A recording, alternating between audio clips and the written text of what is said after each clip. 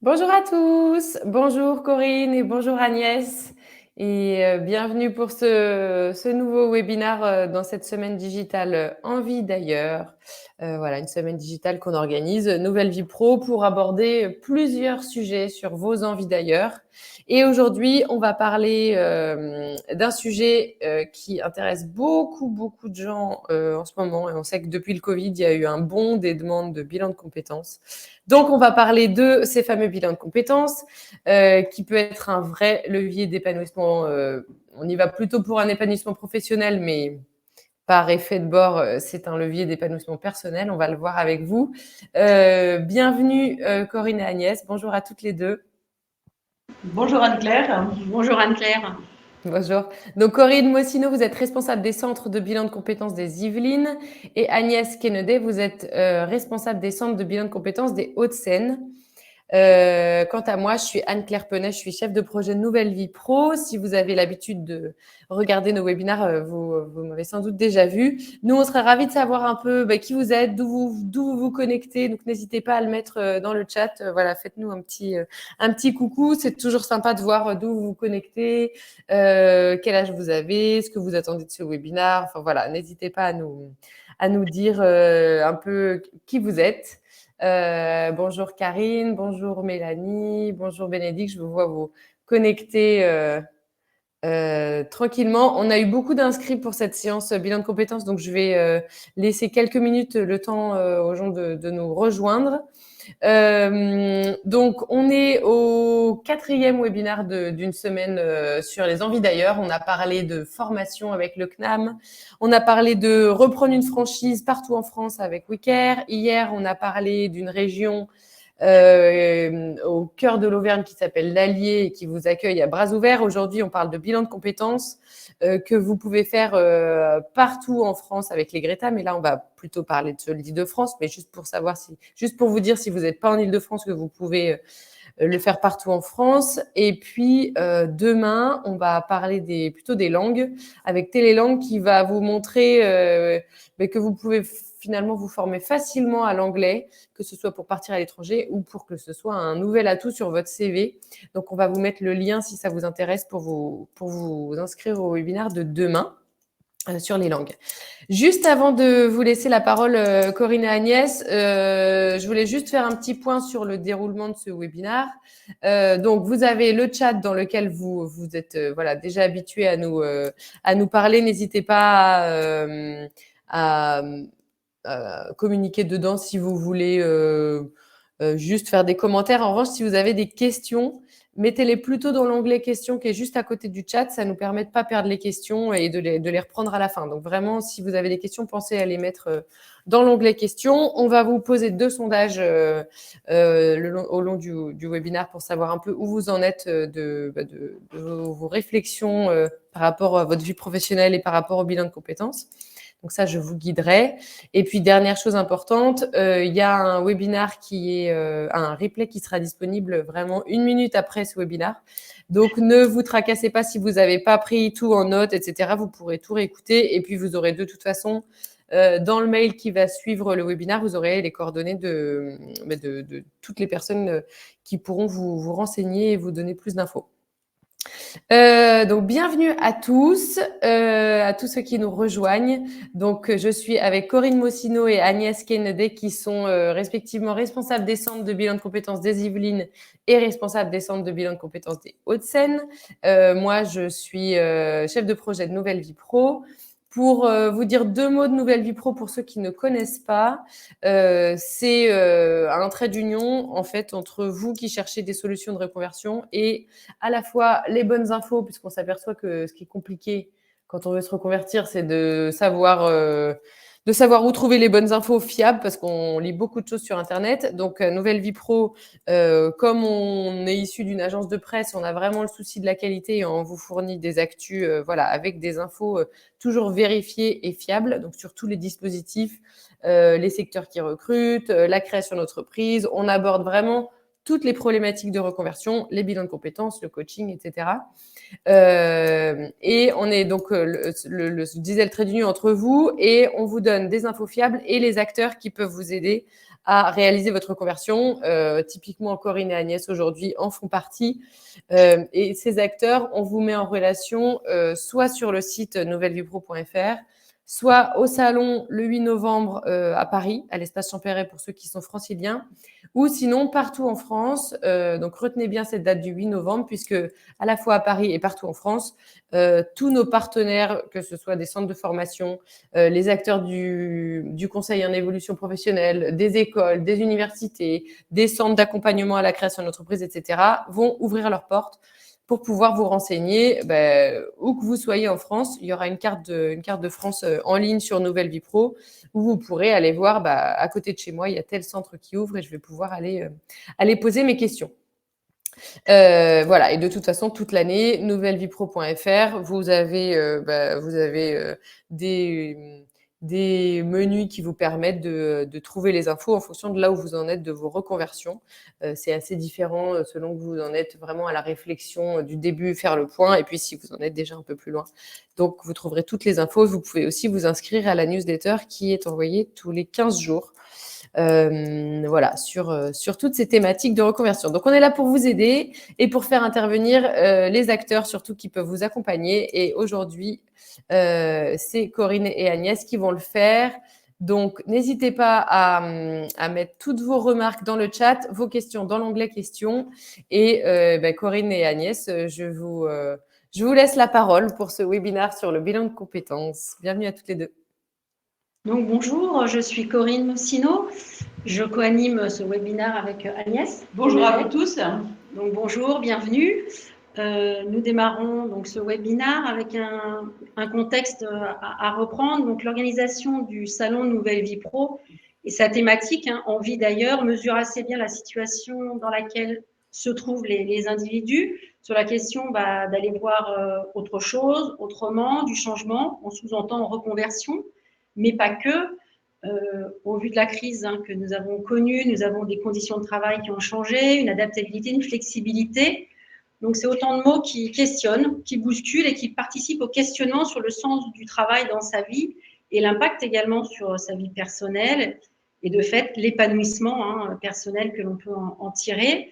Donc, cette perte de sens, changer de voie, nos structures, donc des DABM, vous accompagnent, nos consultants vous guident, puisque la vocation des DABM, c'est d'accompagner les changements professionnels des individus et de les aider à faire des choix éclairés, donc de par le bilan de compétences. Et Anne-Claire en parlait tout à l'heure, les derniers chiffres sortis, que ce soit Centre Info ou Le Monde, on a cette année, pour 2021, 85 000 bilans de compétences qui ont été validés par le CPF.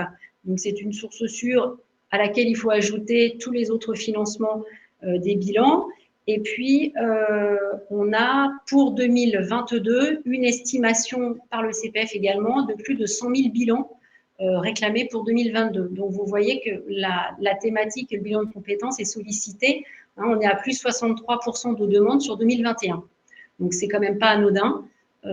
Ça veut dire que le bilan est un vrai outil, un vrai levier pour les personnes. Donc, peut-être, avant de commencer, si vous voulez bien, Corinne et Agnès, je lance le premier sondage pour savoir un peu dans quelle situation vous êtes, vous qui nous écoutez aujourd'hui. Donc, vous pouvez aller dans l'onglet sondage. Moi, je vais le publier tout de suite. Voilà, vous pouvez aller y répondre. Donc, dans quelle situation êtes-vous? C'est évidemment anonyme. Il suffit de cocher la case et vous allez voir au fur et à mesure les réponses apparaître et ça devient public. Est-ce que vous êtes salarié? Est-ce que vous êtes demandeur ou demandeuse d'emploi? Est-ce que vous êtes en cours de reconversion? Est-ce que vous êtes en fin de carrière? Ou si vous êtes dans une autre situation, si vous êtes fonctionnaire, si vous êtes indépendant, etc., mettez-le nous dans le chat. Pour nous, c'est vraiment intéressant de savoir et pour Corinne et Agnès aussi, c'est intéressant de savoir ça. On vous laisse peut-être 2 petites minutes pour répondre. C'est vrai par rapport à ce que vous disiez, il y a un vrai sujet de bilan de compétences et vous êtes là aujourd'hui, mais vous n'êtes pas les seuls puisqu'on voit qu'il y a une vraie demande autour de ça. C'est dans l'onglet sondage pour répondre pour ceux qui ne l'ont pas encore fait. A priori, 60% de demandeurs ou demandeuses d'emploi, 30% de salariés, une personne en fin de carrière et pour l'instant pas encore en cours de reconversion. Donc voilà, a priori une majorité de demandeurs d'emploi, mais c'est léger. Tout va bien, Corinne et Agnès? Oui, tout va bien, oui, tout va bien, Anne-Claire. Ok, ça marche. Ouais.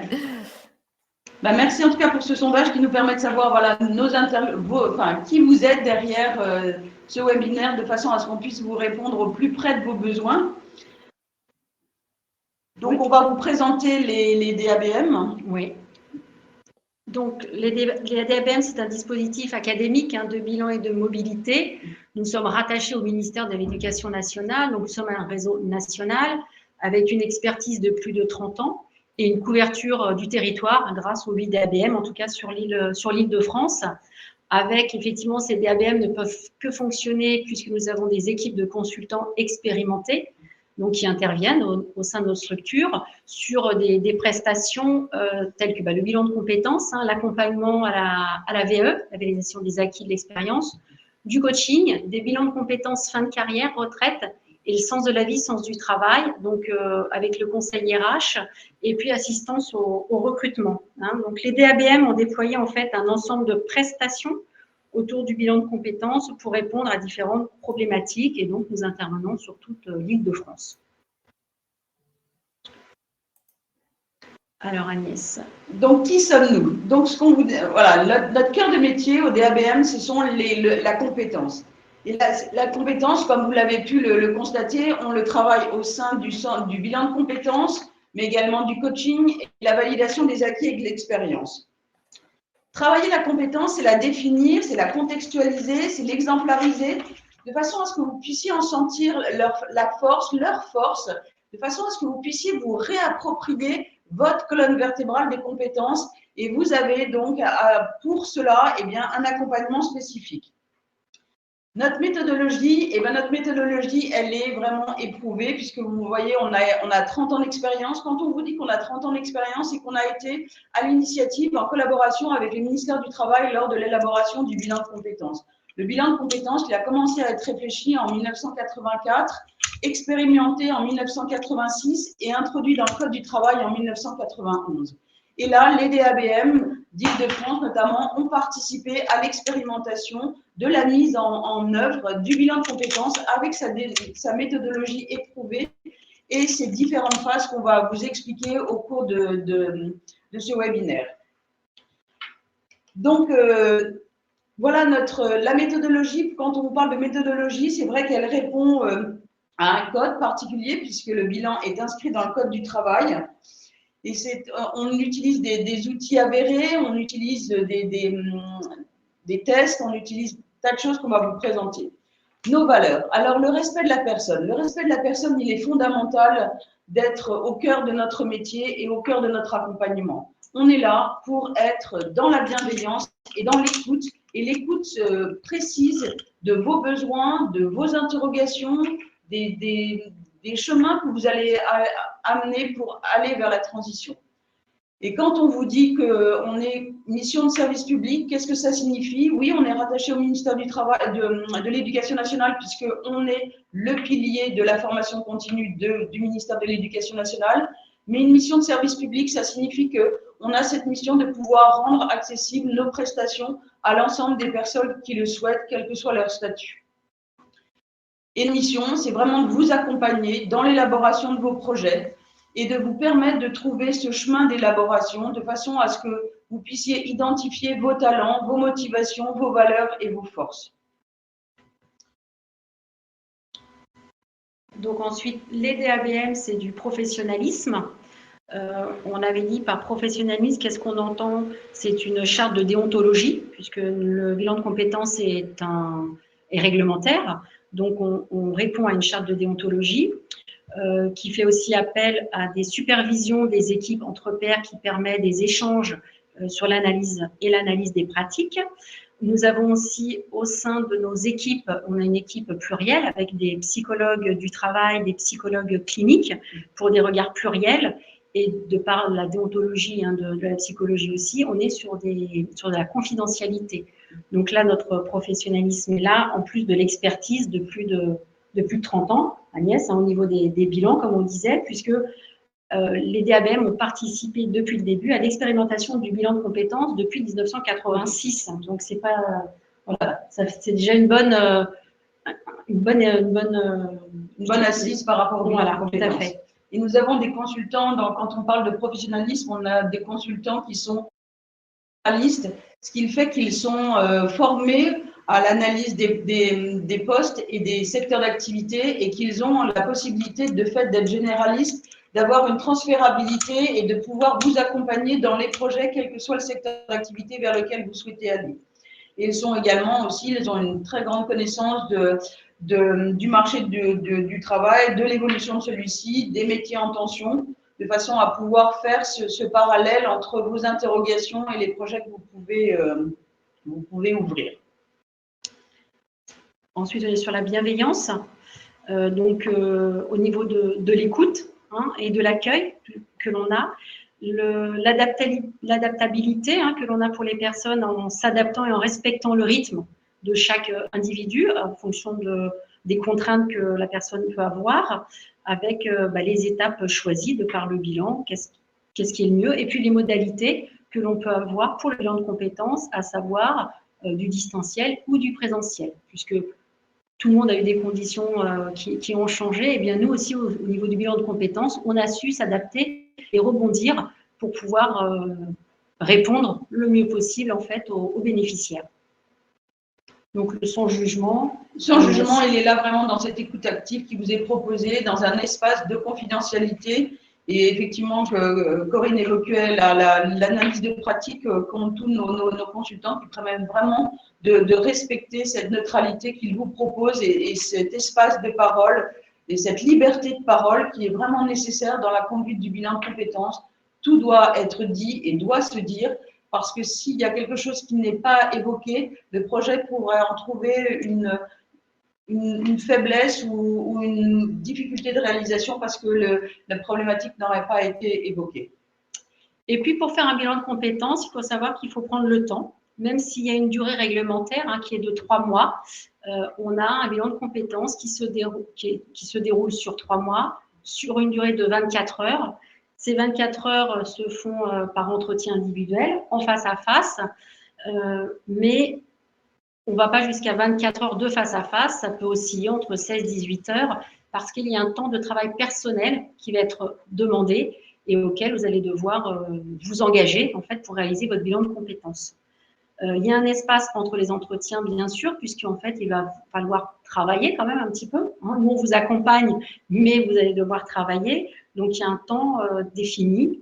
Vous verrez un petit peu plus tard dans le déroulé. Voilà, il y a un temps avec le conseiller, le consultant et un temps pour vous, personnel, pour travailler au bilan de compétences.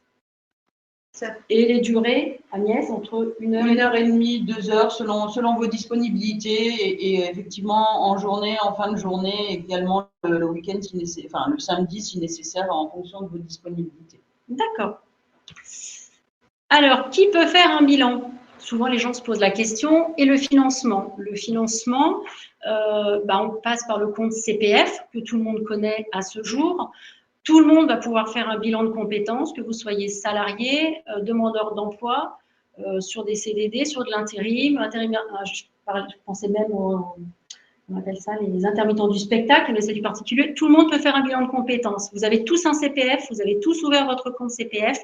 Vous pouvez faire un bilan de compétences en le finançant par votre compte CPF. Pour les salariés, je dirais qu'il y a une double possibilité, de par le plan de développement des compétences, en se rapprochant de vos services RH, en demandant un bilan de compétences, leur faire un bilan de compétences, donc hors temps de travail ou sur un temps de travail avec la entreprise. Cependant, un bilan de compétences, vous n'êtes pas tenu de prévenir votre employeur. Vous pouvez le faire sur votre temps hors travail, forcément, obligatoirement, puisque vous n'avez pas prévenu votre employeur. Mais effectivement, ce n'est pas une obligation de le prévenir. Vous faites votre bilan de compétences de votre côté.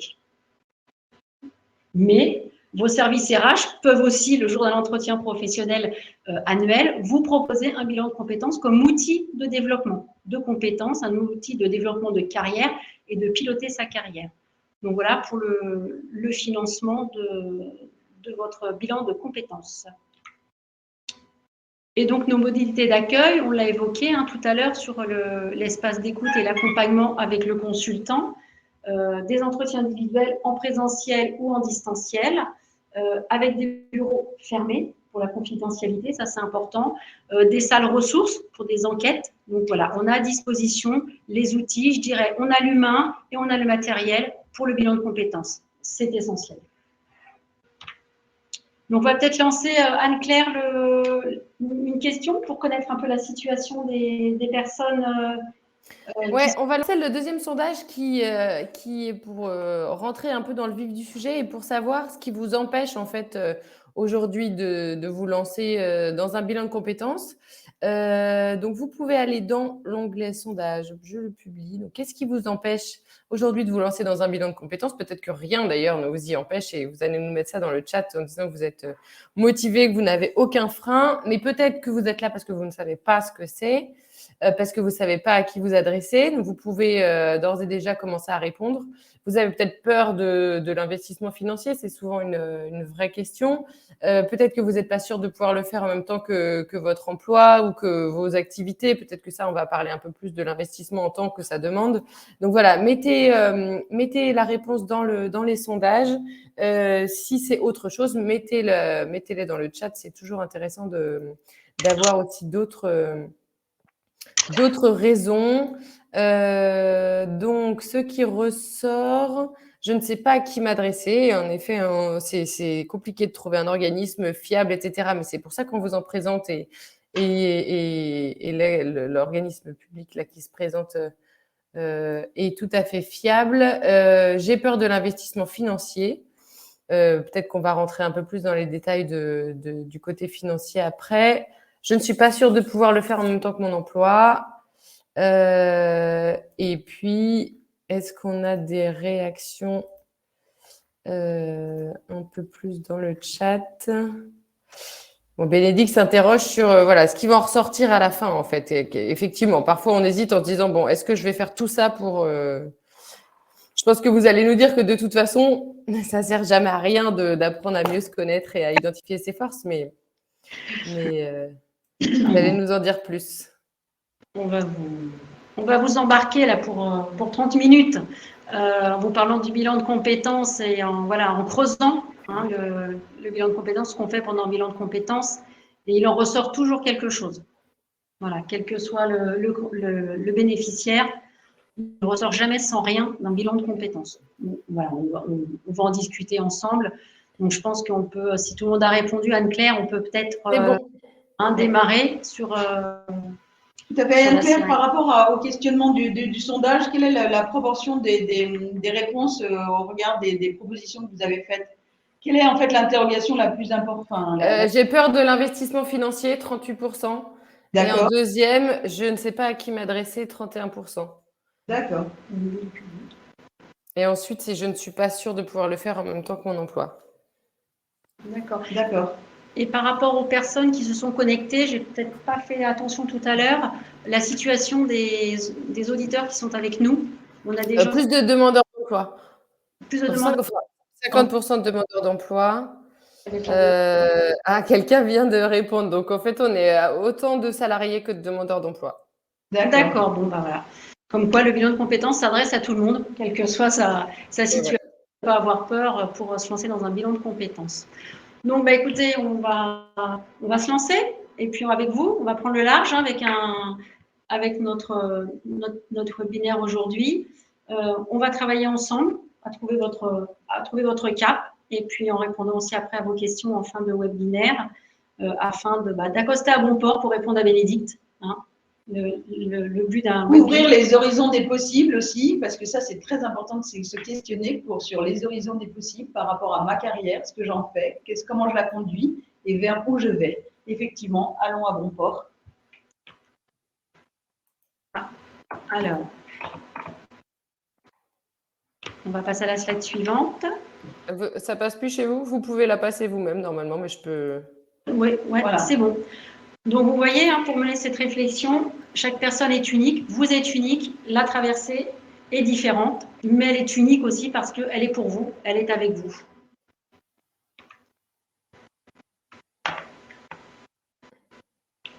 Voilà.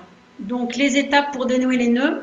Agnès, on va démarrer l'explication. Hein. On a des nœuds, on a des mots, hein, les mots MAUX, hein, quand on est au travail et qu'on se pose des questions, c'est normal. Donc, on va rentrer dans le vif du sujet. Donc, le bilan, c'est une étape dans un parcours de vie. Tout à fait. Le voyage dure environ 3 mois, pour rappel, alors avec ou sans remous, parce que le bilan de compétences, quand même, Agnès… Ça interroge, ça questionne, on se regarde différemment, on prend de la distance et on se permet de réfléchir aux orientations, aux changements, aux transitions, quels ont été les acteurs de ces transitions, maintenant nous devenons acteurs et nous redevenons acteurs au regard de ce temps que l'on va passer pendant le bilan de compétences et pendant ce temps de réflexion qu'on va ouvrir avec vous et avec nous en tant qu'accompagnateur. Donc, c'est pour ça que la solution, elle viendra de vous avec nous. Hein, quand on veut parler de changement de carrière, ça ne s'invente pas, ça se mûrit. Donc, un bilan de compétences va vous permettre effectivement de mûrir ce changement de carrière. Donc, il y a des étapes dans un bilan, Agnès, il y en a 5. Est-ce que voilà, l'entretien préalable, voilà, est-ce que tu peux nous en dire quelques mots sur cet entretien préalable obligatoire? Tout à fait. L'entretien préalable, c'est vraiment le premier entretien, c'est la prise de contact que vous allez avoir avec nos centres ou avec d'autres centres. Là, ce premier entretien, c'est vraiment la prise de contact, la définition de votre besoin, de votre demande. Quelles sont les interrogations qui m'animent aujourd'hui et qui m'amènent à faire un bilan de compétences? J'ai besoin de découvrir le bilan de compétences, ses différentes étapes, les outils, la personne qui va m'accompagner, puisque c'est vraiment une prestation individuelle. Vous aurez un accompagnateur du début jusqu'à la fin. Donc, il est nécessaire de connaître cet accompagnateur, d'en définir la fluidité de la communication qu'on pourra avoir avec lui. Commencer à se dire, est-ce que je pourrais avoir cet espace de liberté et d'expression avec la personne qui va m'accompagner? Ça permet aussi, au regard et à l'analyse de vos interrogations, de se dire, bah oui, c'est vraiment le bilan de compétences qui permettra de répondre et de vous apporter ces réponses à vos questions. Et de façon aussi, chaque centre a la méthodologie, elle est quand même, les phases du bilan sont normées, elles appartiennent au code du travail, comme on vous l'a précisé tout à l'heure. Mais alors, voilà, on a différentes façons de pouvoir mettre en musique ces différentes phases du bilan. Et donc, c'est l'occasion, pendant cet entretien préalable, de vous présenter notre méthodologie et les différentes façons dont on va travailler, votre accompagnement, avec les différents outils aussi dédiés à cet accompagnement. Donc Agnès, l'entretien préalable, si je comprends bien, on détermine le besoin de la personne, sa priorité, si toutefois elle a un projet. Pour l'instant, l'entretien préalable, c'est la prise de contact. Est-ce que j'ai envie de travailler avec la personne? Quel est le coût du bilan? Comment je vais pouvoir constituer mon dossier de financement de bilan? On est dans cette étape. Oui, je vous choisis parce qu'on choisit son accompagnateur, parce que c'est justement cette alliance de travail qu'on va devoir mener et cette liberté d'expression qu'on éprouve en fait au moment de l'entretien préalable et cette envie de travailler avec et de travailler ensemble. D'accord. Donc, on a défini l'entretien préalable, le bénéficiaire, effectivement, est partant pour être avec le consultant et le centre de bilan. Donc, on va constituer un dossier qui est un dossier administratif avec la partie dossier de financement, savoir comment on finance le bilan de compétences. Il ne commencera qu'à partir du moment où on sait qu'il est financé. Et puis, on signe une charte de déontologie, on signe une charte d'engagement, puisque comme on le disait, le bilan de compétences est confidentiel et réglementaire, et c'est une démarche volontaire, donc qui vous engage, donc là aussi. Et puis, on détermine un calendrier prévisionnel avec tous les entretiens qui vont avoir lieu étalés sur les 3 mois, la durée du bilan. Tout à fait. Donc, on va passer à la phase préliminaire. Agnès, qu'est-ce que tu peux nous en dire sur la phase préliminaire?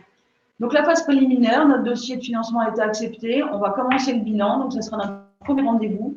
Et là, en fait, on va définir effectivement le contenu. Pourquoi on est dans cette définition du contenu? Parce que le bilan de compétences est vraiment une prestation individualisée. On a besoin de re-questionner vos interrogations entre le moment où vous avez rencontré et le moment où le financement est arrivé. Il a pu se dérouler un mois et demi, un peu moins, ça dépend en fait des financements qu'on va solliciter. Le CPF, ça sera un petit peu, enfin le compte personnel de formation, ce sera un peu plus rapide. Mais votre interrogation a pu mûrir aussi, a pu s'affiner au regard déjà de l'expression que vous aurez faite au moment de l'entretien préalable.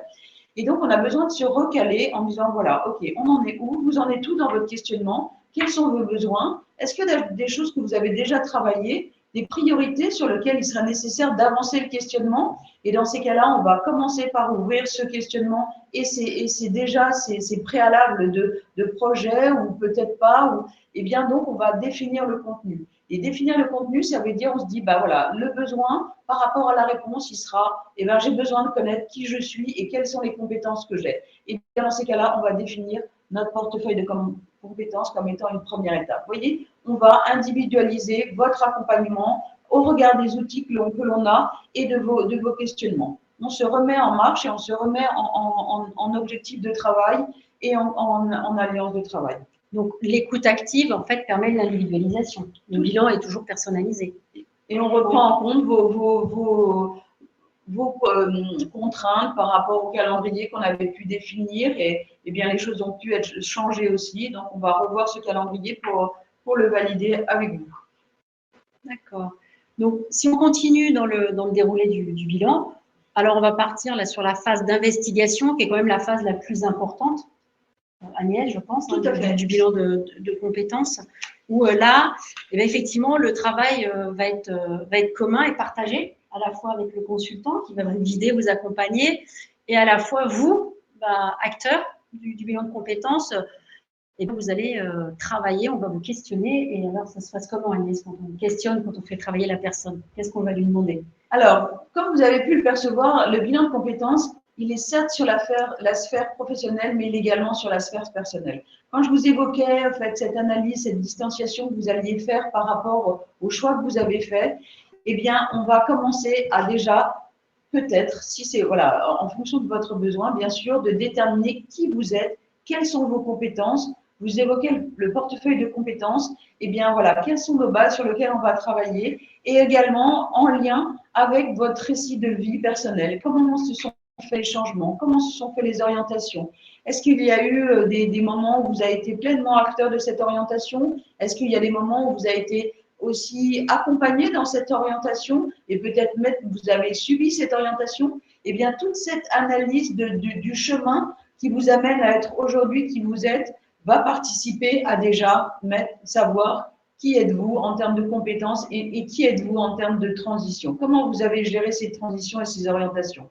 Et ça permet aussi pour vous d'ouvrir et le fait de pouvoir travailler son portefeuille de compétences. Certes, chacun a une fiche de poste, chacun a des tâches et des missions, mais si on les exprime, on les décortique, on en donne du sens et on en donne du poids au travers de l'exemplarisation des succès qu'on a pu avoir par rapport à la mise en œuvre de ces missions, la quantification, combien je fais de fois cette mission, et bien le fait de pouvoir, réfléchir vous à les écrire, 2, les partager avec votre accompagnateur, va vous permettre d'en donner, de les sous-peser et de vraiment réactualiser votre architecture de compétences. Et ce chemin-là va vous permettre d'être en pleine possession et en pleine adéquation avec vos compétences parce que vous les aurez recharpentées, réactualisées et vous les êtes réappropriées.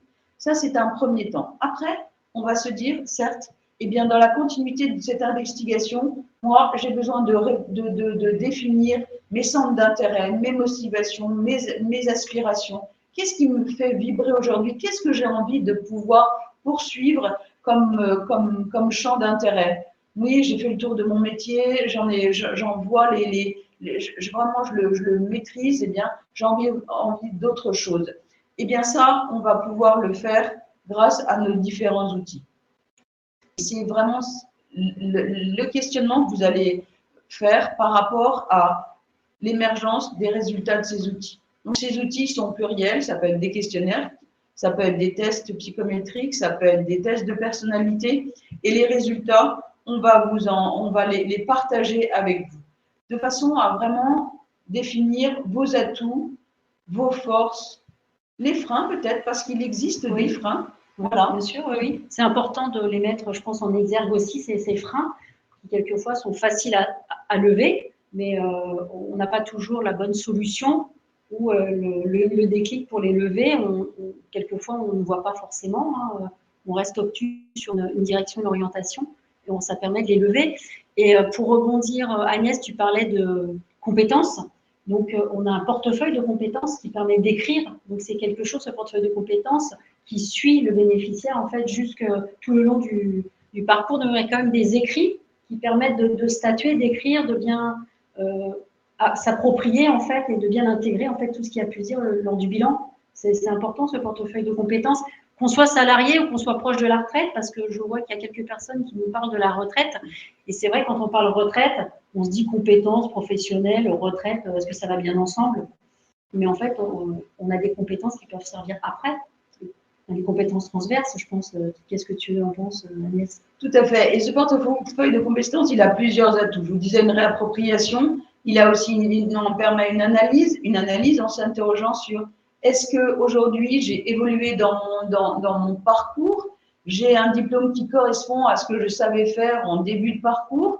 Là, j'ai évolué, mon portefeuille de compétences a grossi, je l'ai fait évidemment puisque mon travail a évolué. Donc, je peux aussi m'interroger sur est-ce que aujourd'hui, mon diplôme correspond à ce que je sais faire, est en relation avec ce que je suis en capacité de faire, et s'interroger sur la validation des acquis et d'expérience, puisqu'il faut que vous sachiez, et c'est important que vous le sachiez, le parcours professionnel et son expérience peut nous amener à aller vers la certification. Et c'est effectivement, le bilan peut être aussi ce chemin qui permet de prendre conscience de cette évolution et de cette possibilité aussi de validation au travers d'une certification.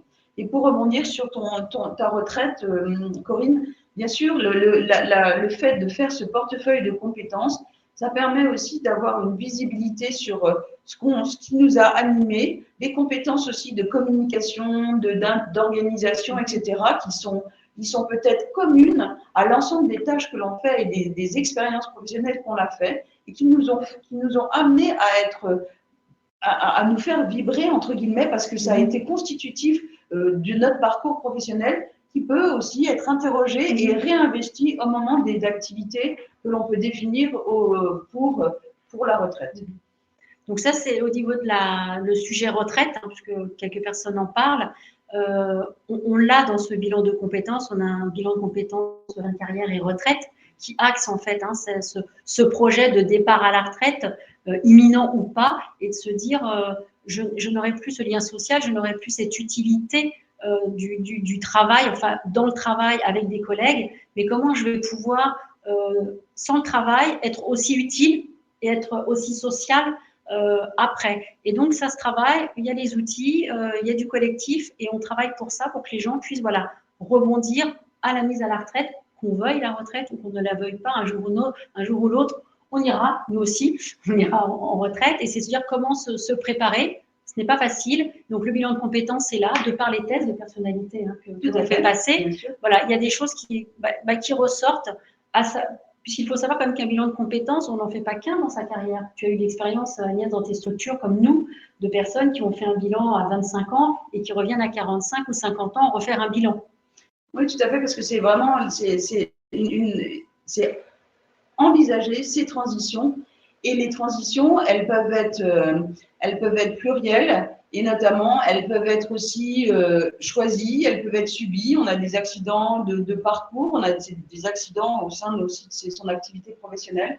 Donc, il peut être nécessaire de repenser son orientation. Et donc, on peut en faire plusieurs. Et dans la phase d'investigation, vous voyez, toutes nos pierres, on a commencé par le portefeuille, on s'est interrogé sur ses centres d'intérêt, on s'est interrogé sur ses valeurs. Nos valeurs aussi sont constitutives de nos tâches et de nos missions, et elles sont nécessaires d'être visualisées, conceptualisées et définies, parce qu'elles vont nous aider aussi à choisir l'environnement dans lequel on souhaite s'investir.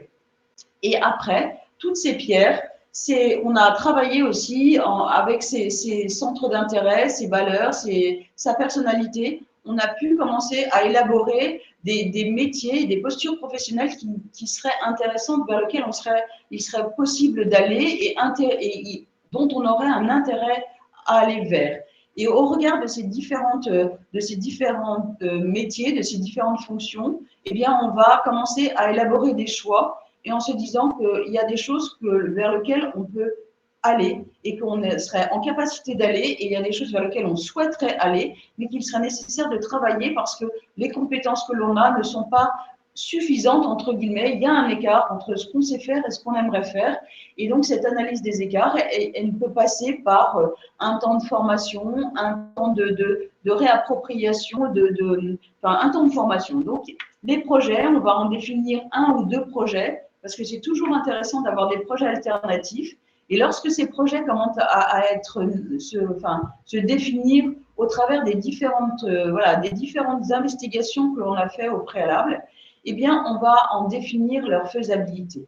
Parce que l'objectif du bilan, pour vous répondre, Bénédicte, l'objectif du bilan, c'est définir des projets, qu'ils soient réalistes et faisables, et d'en avoir à la fin, en fait, un plan d'action pour les mettre en œuvre.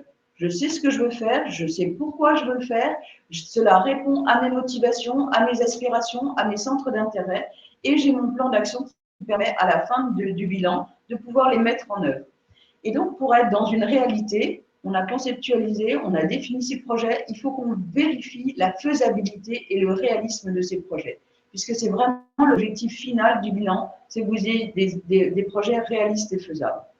Et bien, donc pour éprouver la réalité, on va faire des enquêtes. Et on va faire des enquêtes auprès de professionnels. On va faire des enquêtes auprès de centres de formation si on a besoin d'un temps de formation. Et ces enquêtes, elles sont donc des enquêtes terrain, des rencontres de professionnels.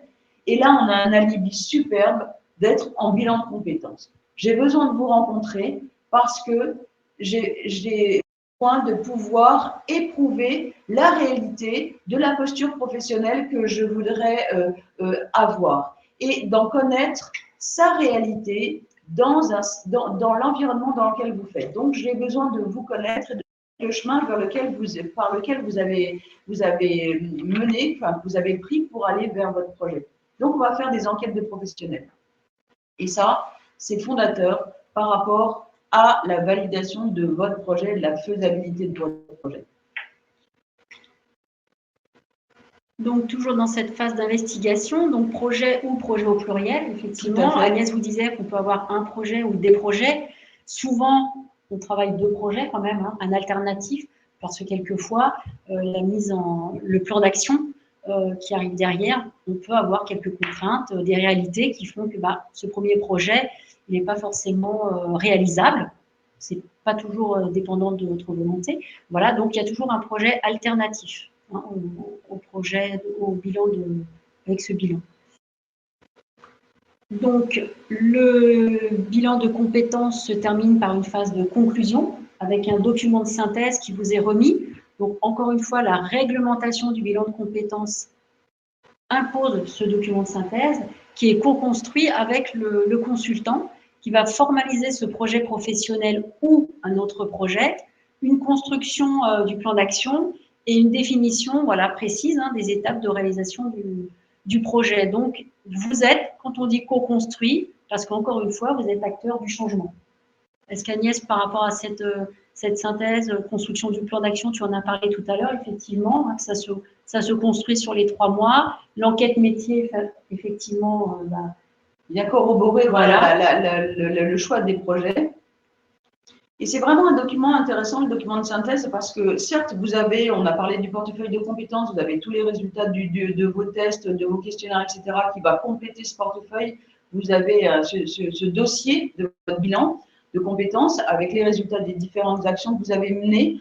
Mais le document de synthèse, c'est un document qui permet de définir les projets, d'en définir les compétences qui sont attenants à ces projets, d'en faire la démonstration que vous avez des compétences qui sont acquises aujourd'hui et qui sont transférables vers les projets que vous avez définis. et que on va définir aussi s'il y a une analyse des intéressant d'avoir et de façon à pouvoir vraiment argumenter. Si par exemple vous êtes en reconversion, que cette reconversion va passer par une action de formation, eh bien le document de synthèse est un document qui est certes à vous, mais qui est également dans cet objectif d'être transmissible, d'être lisible par un tiers. Et c'est pour ça qu'on le co-construit, qu'on en valide son contenu avec vous. Il y a des choses qui resteront entre nous, entre vous et nous. Et puis, il y a des choses qu'on va écrire, qu'on va rendre lisibles pour un tiers de façon à argumenter votre choix de projet et votre choix de formation.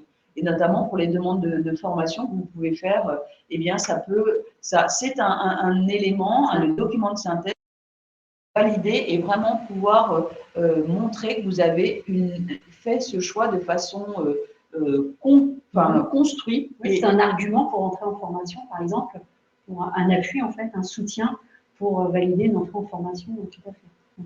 Et ce document de synthèse est unique. Hein. Il est gardé 1 an par nos structures. Et ce document de synthèse, il est à vous. Hein, vous repartez avec. Si vous voulez en faire part à votre employeur, vous êtes seul juge de le faire.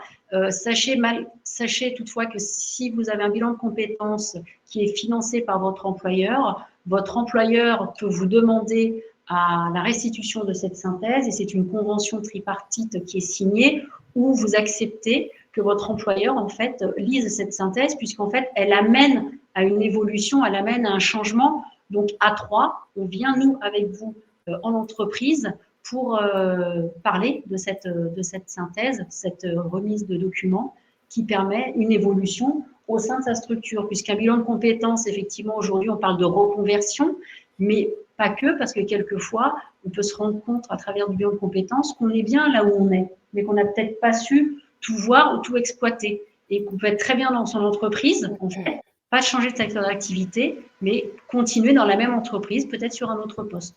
Donc ça, c'est important de le savoir. Ça répond aussi à une des questions, qu'est-ce qu'il en sort réellement de ce bilan. Un plan d'action qui est apporté. Donc là, avec tout ce que vous avez pu voir, ce que vous avez mis dans votre portefeuille de compétences, on va dire que c'est du vent dans les voiles. Et puis, vous repartez, je dirais, bloqué à force là, de tout ce que vous avez pour pouvoir rebondir sur un nouveau projet. Donc, on redonne de la cohérence à son identité, ses valeurs, c'est important, surtout actuellement, ses aspirations et son activité professionnelle. On revient pour redonner du sens, en fait, à ce que l'on fait et ce que l'on aime. Et puis, peut-être, pardon, Corinne et Agnès, je vous coupe juste une minute. Peut-être si vous êtes d'accord, comme je vois qu'il est déjà 13h, presque 50, oui. Je voulais vous proposer qu'on fasse un petit point. Il y a quelques questions, comme là, on va rentrer dans 6 mois après le bilan de compétences. Si vous voulez bien, on fait une petite pause question. Et je vous laisse terminer juste après.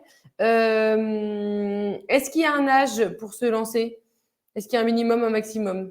Non, il n'y a pas d'âge. Toute personne peut faire un bilan lorsqu'il en a besoin. Il peut le solliciter, quel que soit son âge.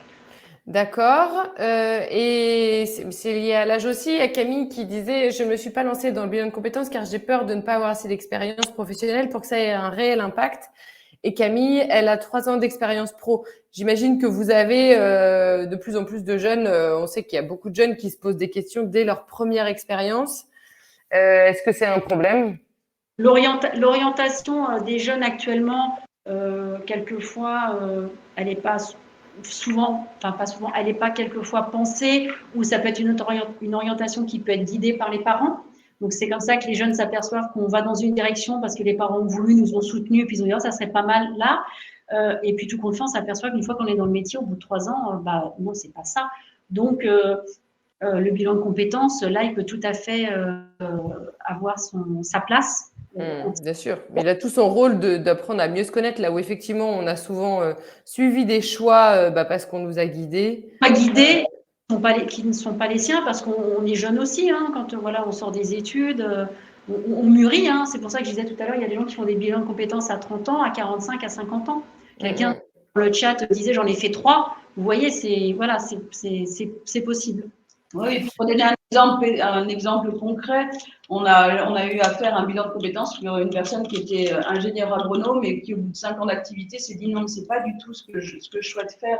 J'ai besoin d'être au contact de personnes. Eh bien, elle a fait ce bilan de compétences, elle s'est orientée vers ergothérapeute avec tous les chemins qu'elle devait reprendre, mais c'était vraiment, elle a voulu redonner du sens à son activité professionnelle parce qu'elle n'en percevait pas la réalité dans sa fonction de précédente. Donc, il fallait redonner du sens.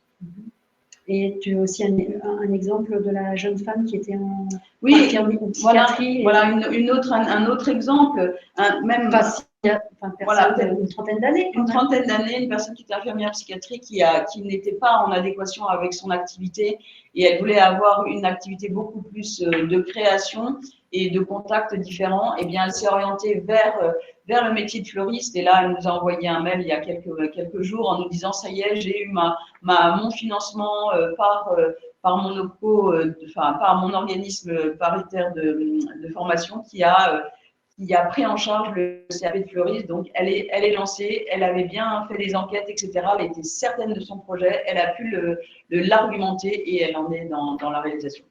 Ouais, super. Donc, vous voyez, exemple. Au regard des retours d'expérience qu'on peut avoir, comme vous avez mis sur le webinaire, parce que c'est assez parlant, les retours que l'on peut avoir, c'est des témoignages qu'on a sur notre site internet et sur notre site francebilan.fr. On est vraiment sur de la réflexion. Les gens, on sort de sa zone de confort, on va réfléchir, on est reboosté, on est regonflé. Quand on sort d'un bilan de compétences, on reprend aussi confiance en soi, en estime de soi. Donc ça, c'est vraiment quelque chose qui est travaillé pendant le bilan. Il y a les savoir-être, les savoir-faire. Donc c'est vraiment quels sont les autres très constructif. Ouais. Peut-être revenir un peu plus précisément sur le financement. Combien ça coûte concrètement? Il y a le CPF, mais si on n'a plus de CPF, comment on peut le financer autrement? Il y a eu plusieurs questions là-dessus. Il y a Anaïs aussi qui disait « J'ai peur d'utiliser mon CPF pour le bilan de compétences et après de ne plus avoir de CPF pour me former ». D'autres personnes qui disaient « J'ai mon compte CPF est vide, est-ce qu'il y a d'autres possibilités de financement? Est-ce qu'on peut avoir une idée du prix ?» Alors, une moyenne d'un bilan de compétences, le prix moyen, c'est 1 600 €, un bilan de compétences. Donc, finançable par le CPF ou concours en formation, comme on disait. Vous avez aussi Pôle emploi avec les AIF qui peuvent aussi venir financer un bilan de compétences. Vous avez aussi pour les salariés, quand ils mobilisent leur compte CPF et que le compte CPF n'est pas assez chargé, n'est pas assez complété, l'entreprise peut abonder sur le CPF. De la même manière, Pôle emploi peut également abonder votre CPF. Donc, imaginons que vous avez un bilan de compétences à 1 800 €, vous avez 1 000 € sur votre compte CPF. Effectivement, la différence, comment je vais la trouver? Je la trouve, je me retourne vers mon service RH, si j'ai envie de prévenir le service RH que j'ai envie de faire un bilan de compétences. Et puis, au niveau des demandeurs d'emploi, on va se retourner vers Pôle emploi. Au niveau service RH, il ne faut pas faire de blocage vis-à-vis du service RH. Les services RH sont là comme aussi pour aider leurs salariés. Ils sont là aussi pour l'employabilité de leurs collaborateurs. Donc, c'est aussi développer les talents des collaborateurs, développer les compétences pour mieux les réintroduire dans la structure, dans la réorganisation de l'entreprise. Donc, ce n'est pas parce que vous allez faire un bilan que l'entreprise peut se dire « Ah, mais il va partir ». Non, ce n'est pas que ça. On peut faire une reconversion au sein de sa propre entreprise. Donc, c'est important. Ne vous mettez pas de frein vis-à-vis de votre service RH. Il faut aller les solliciter de la même manière que vous pouvez les solliciter en disant « Voilà, je me pose des questions, il y a ça, il y a ça. J'ai envie de rester dans l'entreprise, mais là, je sens que voilà, je suis arrivée au bout, j'ai fait le tour, comme disait tout à l'heure Agnès, et puis j'ai une perte de sens. » Et là, c'est d'autant plus vrai, je dirais, de la situation qu'on a tous connue, la crise sanitaire, où tout le monde a été bousculé, et puis on prend conscience de certaines choses qu'on faisait et on n'a plus envie de les faire. Donc, allez voir vos services RH, eux aussi sont sollicités, eux aussi sont en questionnement et sont là pour vous aider. Donc, vraiment, c'est aussi un atout pour l'entreprise de vous présenter le bilan de compétences qui est dans leur boîte à outils. C'est un outil de bilan de compétences comme la VAE, du coaching ou autres prestations. C'est vraiment important. C'est donner aussi une clé aux salariés sur leur évolution professionnelle.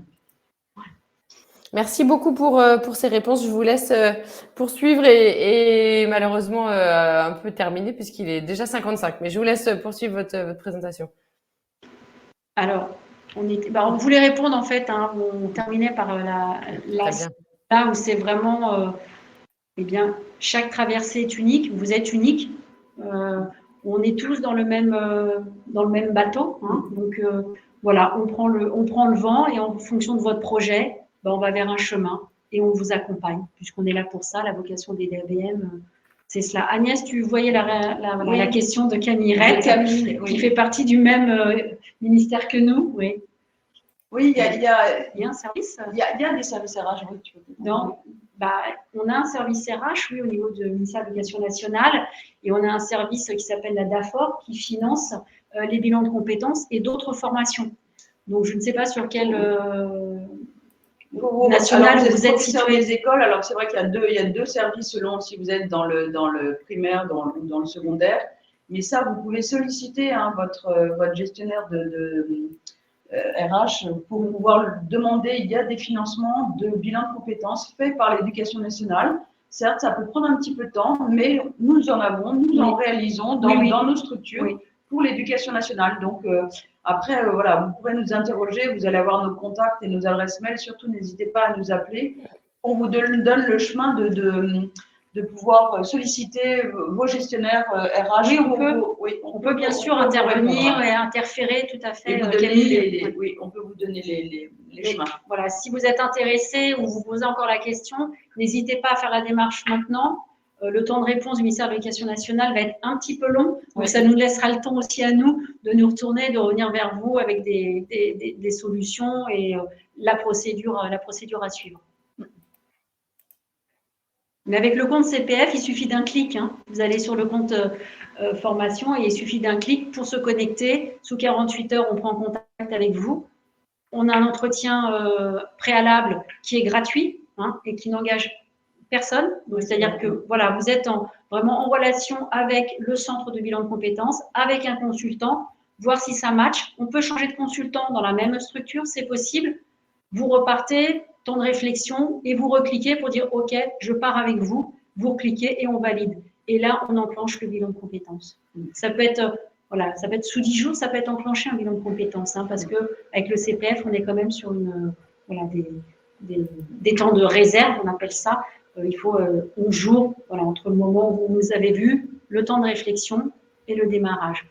Donc voilà, pour finir, hein, avec Agnès, on s'est dit, il est normal de se poser des questions, tout à fait, hein, pour sa évolution professionnelle. Et donc, voilà, le bilan de compétences, hein, c'est un temps suspendu, rien que pour vous, comme vous avez pu le prendre aujourd'hui. Vous avez pris un temps pour vous, pour savoir ce que vous alliez faire et ce que le bilan pouvait vous apporter. Exactement, et je rajouterais pour le côté investissement, c'est vrai que c'est un vrai investissement, hein. Et c'est super que le CPF existe. Si vous devez compléter, vous pouvez le voir aussi comme c'est un vrai investissement sur vous. En fait, on investit sur beaucoup de choses, mais on prend pas beaucoup, on met rarement d'argent pour investir sur soi, et en fait, parfois c'est nécessaire. Je vais vous couper parce qu'on n'a pas évoqué aussi les financements personnels. Et lorsque je vous disais qu'on avait une mission de service public, on est là aussi pour pouvoir vous aider, si vous le financez, à avoir des tarifs qui peuvent vous aider à le prendre en charge. Donc, on est aussi à cette écoute pour pouvoir réaliser des bilans de compétences. Ok, super. En tout cas, voilà, il faut le voir aussi comme je trouve un vrai investissement pour soi. Vous avez raison de le dire et c'est vraiment important. Écoutez, merci pour toutes les deux. Il est 13h59, donc on va tenir le timing. Donc c'est super. Comme je sais que parfois les gens sont en pause déjeuner, etc. J'essaie de pas dépasser. Merci Corinne et merci Agnès pour ces informations, voilà, très concrètes. Je remets là sur la slide vos coordonnées. Donc voilà, il y a vos téléphones. Vous allez recevoir de toute façon là par mail le replay, donc vous pouvez tout réécouter. Vous qui étiez avec nous, il y aura aussi les contacts dans le mail. Donc vous avez tout. Donc maintenant vous avez les cartes en main. Et puis comme vous le disiez, je sais plus qui de vous, Corinne ou Agnès, se disait, mais je pense qu'on regrette jamais un bilan de compétences parce que vous apprendrez forcément sur vous. Donc, n'hésitez pas à les contacter, au moins pour discuter de votre situation personnelle déjà avec elles. Tout à fait. Merci encore à toutes les deux. Est-ce que je peux vous demander le mot de la fin pour rebooster les personnes qui nous écoutaient aujourd'hui ou les booster si elles avaient besoin?